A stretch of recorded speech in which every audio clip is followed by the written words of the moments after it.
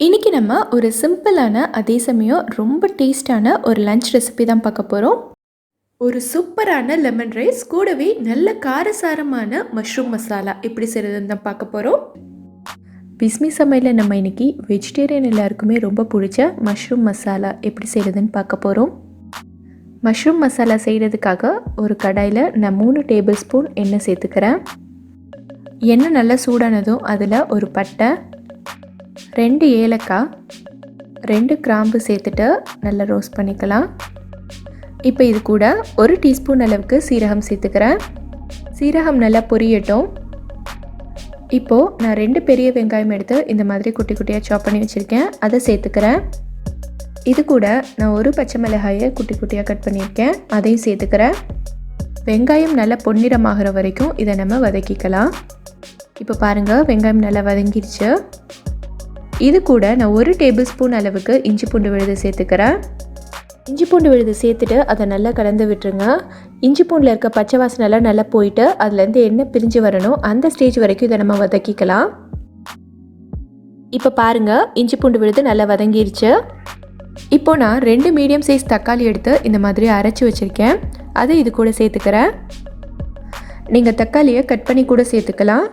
எனக்கு மசாலா திக்காக வரணுன்றதுக்காக நான் தக்காளியை நல்லா அரைச்சிட்டு சேர்த்துருக்கேன். தக்காளி நல்லா வதங்கி அதில் இருக்க பச்சை வாசனைலாம் போகிற வரைக்கும் இதை நம்ம வதக்கிக்கலாம். பாருங்கள், தக்காளி இப்போது நல்லா வதங்கிடுச்சு. இந்த ஸ்டேஜில் நம்ம மசாலா பொருட்கள் எல்லாம் சேர்த்துக்கலாம். 1/2 டீஸ்பூன் மஞ்சள் தூள், 1 டேபிள் ஸ்பூன் மிளகாய் தூள், 1 டேபிள் ஸ்பூன் மல்லித்தூள்,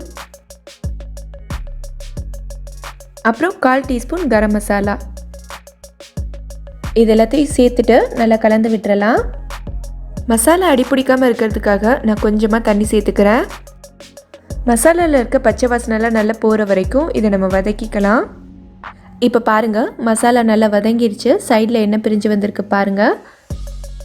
இந்த ஸ்டேஜில் நான் க்ளீன் பண்ணி கட் பண்ணி வச்சுருக்க மஷ்ரூமை இது கூட சேர்த்துக்கிறேன். நான் மஷ்ரூமை இன்றைக்கி ஸ்லைஸ் பண்ணி தான் எடுத்திருக்கேன் இந்த ஷேப்பில். உங்களுக்கு மஷ்ரூமை 4 கட் பண்ணணுன்னா கூட நீங்கள் கட் பண்ணி சேர்த்துக்கலாம்.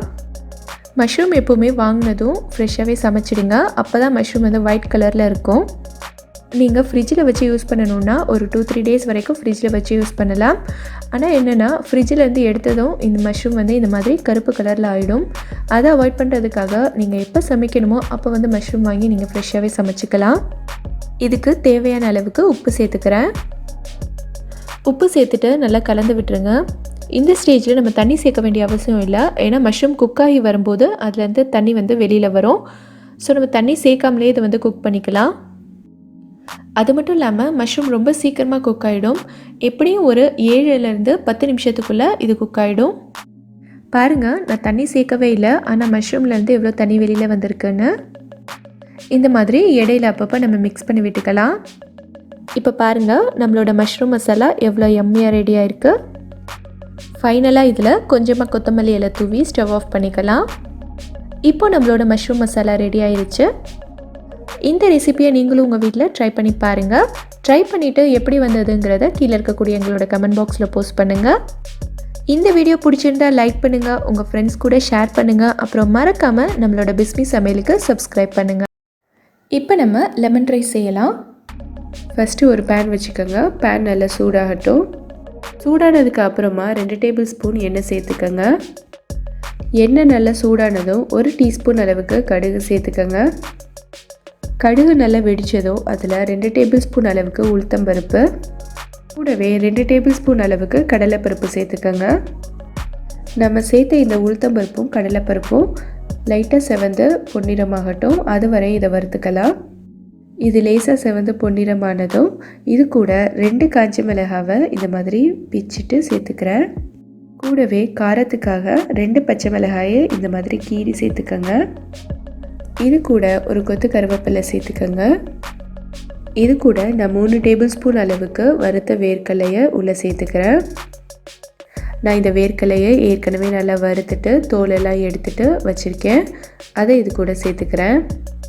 நம்ம சேர்த்துருக்க இந்த எல்லா பொருட்களும் ஓரளவு சிவக்கிற வரையும் நம்ம வறுத்துக்கலாம். இந்த ஸ்டேஜில் இது கூட ஒரு 1/2 டீஸ்பூன் அளவுக்கு மஞ்சள் தூள், 1/4 டீஸ்பூன் அளவுக்கு பெருங்காயத்தூள் சேர்த்துட்டு நல்லா கலந்து விட்டுருங்க. இது கூடவே தேவையான அளவுக்கு உப்பு சேர்த்துக்கோங்க. நான் ஏற்கனவே சாதத்தில் உப்பு போட்டு தான் குக் பண்ணி எடுத்து வச்சுருக்கேன். ஸோ இந்த தாளிப்புக்கு மட்டும் உப்பு சேர்த்துக்கிட்டா போதும்.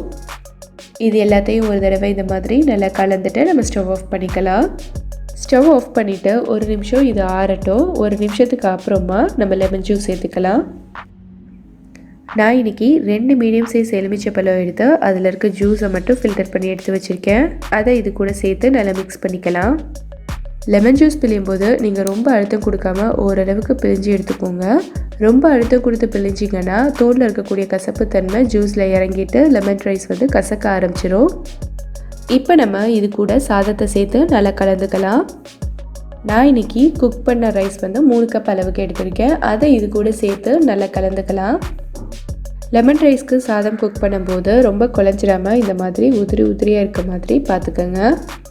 அப்படி இல்லைன்னா சாதம் குக் பண்ண உடனேயே ஒரு பிளேட்லேயோ அப்படி இல்லைன்னா க்ளீனான காட்டன் கிளாத்லேயோ அதை பரத்தி வச்சிட்டிங்கன்னா சாதம் ஒன்றோட ஒன்று ஒட்டிக்காமல் உதிரி உதிரியாக இருக்கும்.